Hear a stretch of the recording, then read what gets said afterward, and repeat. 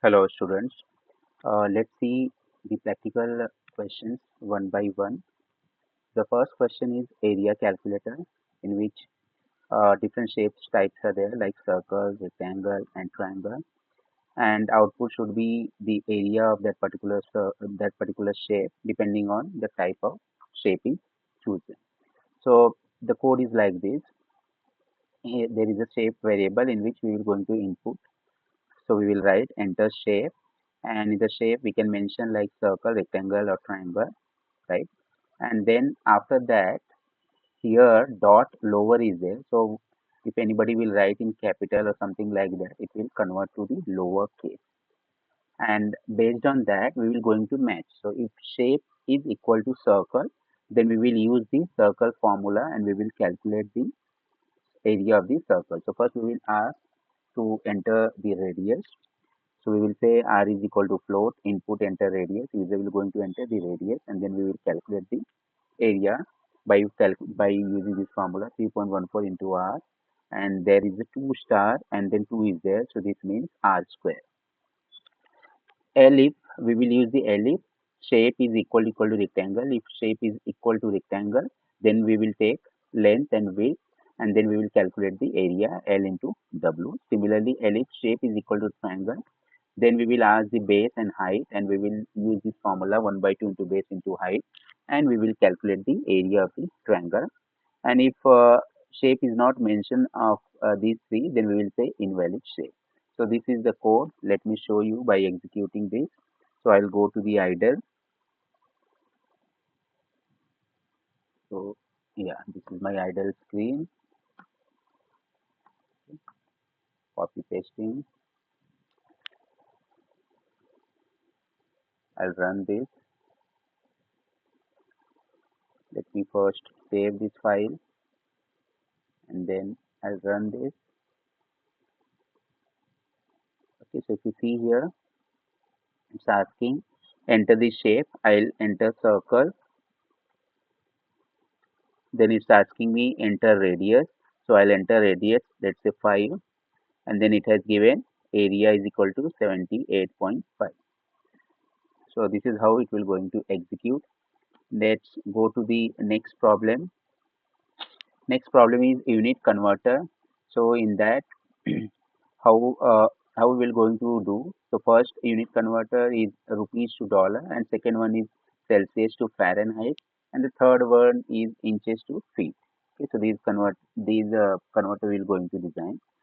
So we will ask conversion is equal to, conversion is one variable. We are saying conversion is equal to input enter conversion. So user will have to enter in this particular format uh, rupee hyphen dollar, then rupee underscore dollar, then Celsius underscore Fahrenheit, and inches underscore feet. And we are saying dot lower, so we're going to convert this. If anybody will enter in the capital case, then we will going to convert to the lower case. And we will check after that. Okay.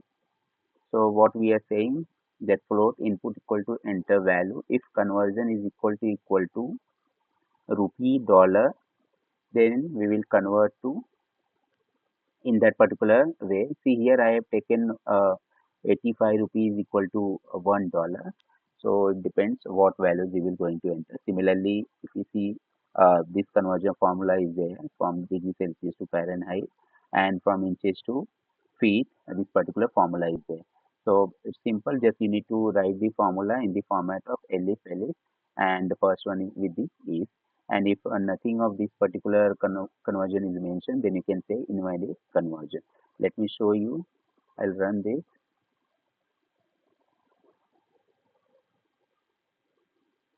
So I'll go to the idle. I'll just copy, okay, save it, and I'll run this. So it's, if you see here, it's saying enter conversion. Example rupee to dollar. So if I say rupee rupee underscore dollar, so it's asking me enter the value. Let's say I'll enter 100 rupee. So it has converted 100 rupee to dollar 1.17647, like this. Okay. So in this way it will going to convert. Let's go to the next problem. Next problem is third one, that is simple interest calculator by using this formula SI is equal to PRT by 100. So very simple. We will take P as input in the float format, R in float format, and T in float format, and then we will use this particular formula and calculate. I will not execute this one. You can see by executing. Then the next fourth one is basic arithmetic operations. So we will have to perform these four operations or these different basic arithmetic operations. So what input will be there? Two numbers will be the input, and output will be add, subtract, multiplication, division, and modulus. So we'll say A is equal to float input first number, then B is equal to float input second number, and we will going to do these operations like add, subtract, multiply, division, and modulus. So even this is very simple. I'll not execute. Let's go to the next one, that is the task list manager. So in this task list manager, what we need to show over here, we have to add, remove, update tasks using the list and tuple. So if you see here, one list variable is created, that is task. What it will going to do, it will initialize an empty list to store the task. So the comment also I have written over there. So and this will going to be in the infinite loop. So that's why I have written over here while true, and this is infinite loop unless until we're going to mention this exit option, it will not going to exit. So action one variable I have taken, and I've written here input is equal to add, remove, update, and exit. So user will have to enter out of this one action, and I converted to the lower case. So exit the program if action is equal to exit, then it will break the loop. For adding a task, so else action is equal to add. So what we will going to do, we will take the task, we will input the task, and that task we will going to append in the task list. So this is our task list, and we are saying task dot append whatever task user has entered, that we will going to add. For removing a task, what we are saying, if action is equal to remove, if user has entered the remove, then we will take the task and we will enter, we will take the task from the user, and we will match if the task in task, that means if the task which user has entered that is there inside this particular task list, then only it will going to remove, right? So first we need to check whether that task is there in that task list or not. So if the task is present, then we are saying task dot remove that particular task. Okay, remove the task. Else we will say that that particular task is not found. Yeah. Then similarly for updating a task, what we can do, elif action is equal to update. We will take old is equal to input task to update. Which task you want to update, enter that particular task, and then what updation you have to make. So enter the new task. So input new task. So if old in task, if that particular old task is present in the list, then what we will do, we will take the index of that old task. So index is equal to task dot index old. So it will going to give us the index, that is at which particular position that old task is present, because only that particular position we will going to update the task. So we will take the index of that particular task, old task, and we will say task, and the square bracket we will mention that index is equal to new. So it will going to replace the old task. Else we will say that task is not found. Clear? So in this way, we can do this. Let's run this one, this code, and I'll show you. I'll just copy this.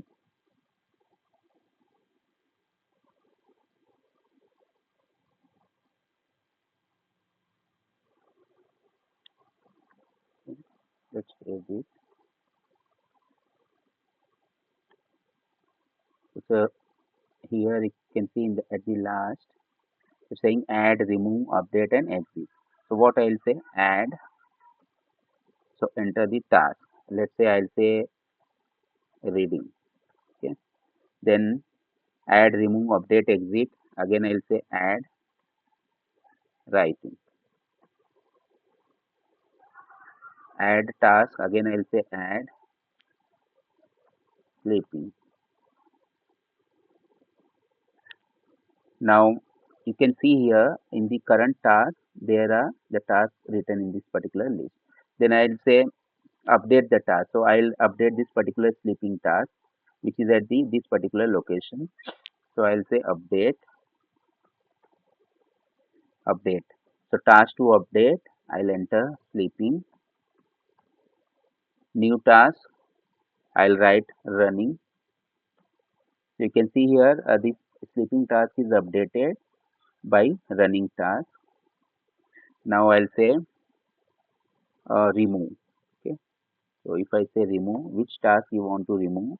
So I'll remove running. So you can see here running is removed and only two tasks is remaining, that is reading and writing. Now I'll say exit and it has exited from the program. Let's go to the next program. So this program is student enrollment set operations. Okay. So we have to perform the set operation. We can take the input student in JEE, CET and NEET. So we will take few students in the JEE and CET and NEET admission, and then what we have to do, we have to perform these operations like union, intersection and difference using sets. So what we will do, first we will take the JEE student. So JEE student, JEE underscore student equal to set. So by using this set, we have to take the input. So set input, enter JEE student, okay, and dot split. So dot split with the comma. So with the help of this comma, it will going to split that. Similarly, CET students we will take and NEET students we will take in the same way. Then we will perform this operation. Sets operations are very simple, like union operation if we want to perform. So union variable is there. Let's say on JEE student we want to perform union with the CET student comma NEET student. So we can say that JEE student dot union, and which union you want to do, CET student and NEET student. So in this way we can specify. Similarly, intersection. So intersection will be with the two categories. So two sets. So intersection is equal to JEE students dot intersection, and in the bracket you can mention CET students. So it will going to give the intersection between the JEE student and the CET student.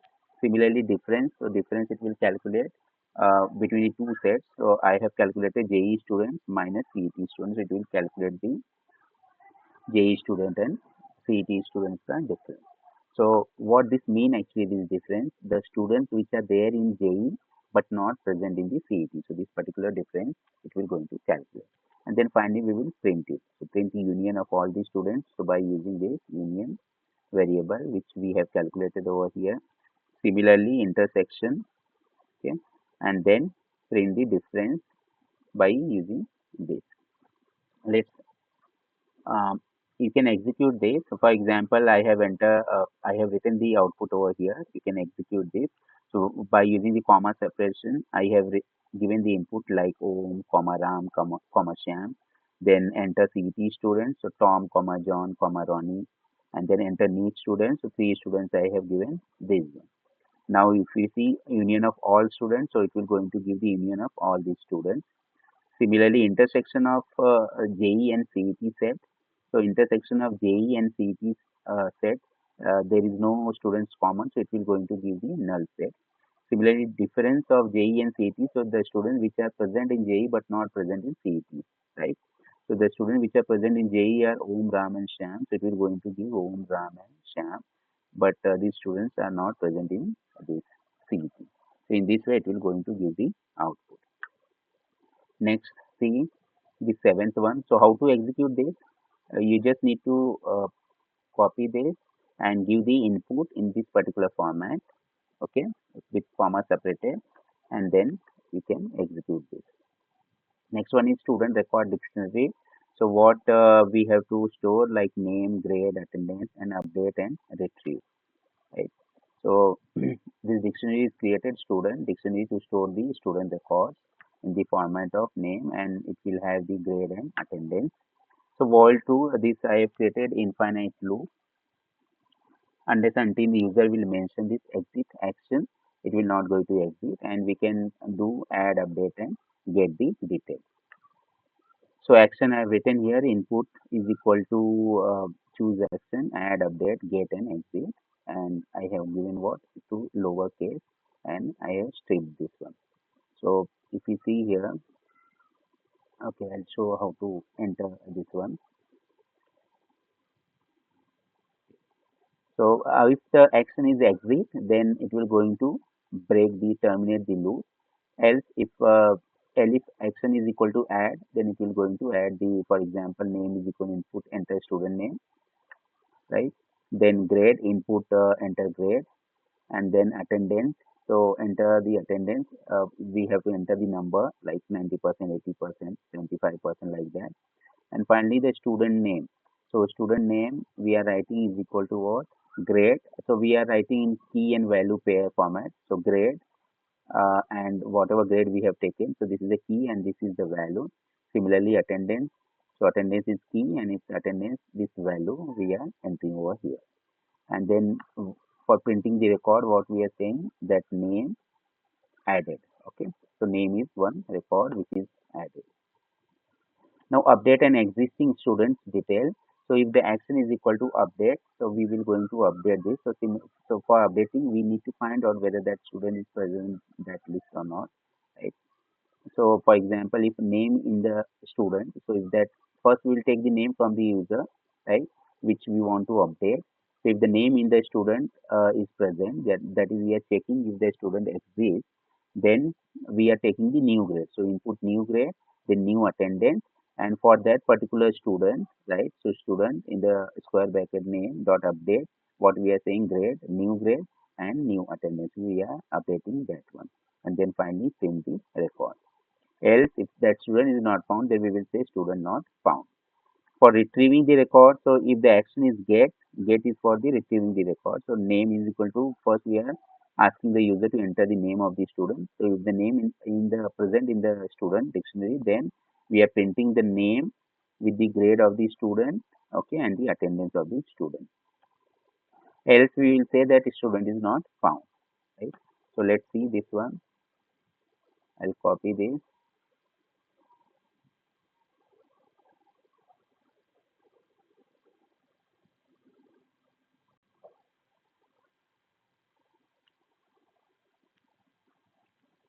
save this. Okay, so here it's asking me choose action. So I'll say add, enter student name. Let's say enter grade. Let's say I'm entering 8, enter attendance. So 80, choose action, add.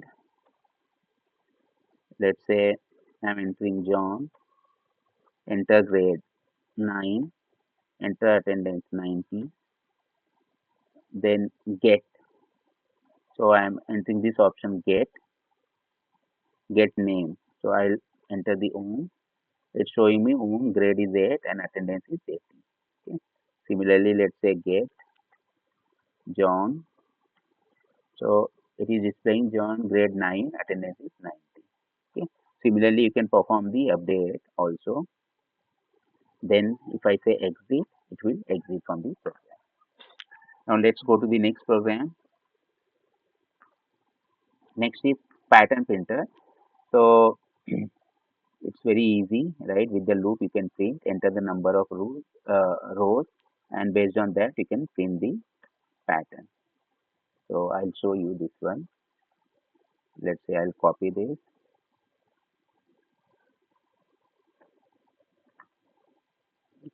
just save this, enter the number of rows, let's say 5, and it's printing this particular pattern. But you just practice 2 3 patterns because it's not necessary that only one kind of pattern will come. But if the question is like this, the question is simply like this: pattern printer, print a triangle star pattern using loop. Then you can simply print this particular pattern. Okay, this pattern. So the code is I have given over here. You can use this particular code and you can print this pattern.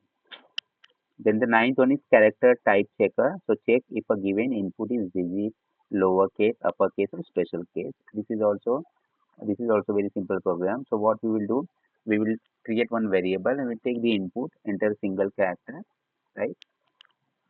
Then if the length of the character is not equal to 1, we will say please enter exactly one character because it's possible that user may enter the multiple character. That's why we will check the length of that character and it has to be equal to 1. Okay, else, so if this is not equal to 1, then we will say this one. If it is equal to 1, then we will check if the char dot is digit, there is one function is there. So this will check whether it is digit or not. If it is digit, it will say true. So we will print that digit. And if char dot is lower, we will print lower case. Char dot is upper, we will check for upper case. Else, if nothing of this sort is there, then we will say it's a special character. Right? So you can execute this one. It's very simple, and it will print. Let me show you.